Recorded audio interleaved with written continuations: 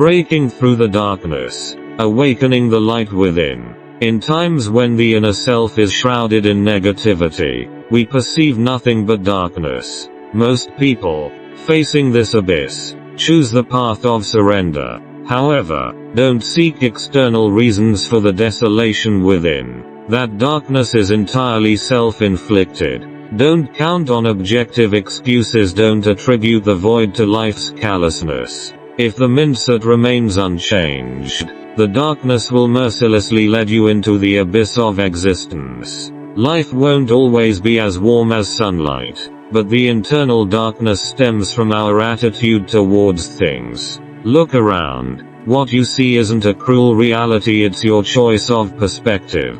Drop those meaningless excuses.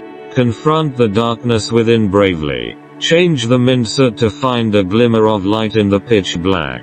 Choose persistence. Face challenges head on, and you'll realize that darkness is not eternal but a fleeting storm. Find the inner stars in the night, and they are none other than you. Don't be a slave to adversity, be the master of your own life. Awaken the power within, and with courage and determination, write your own chapter of light.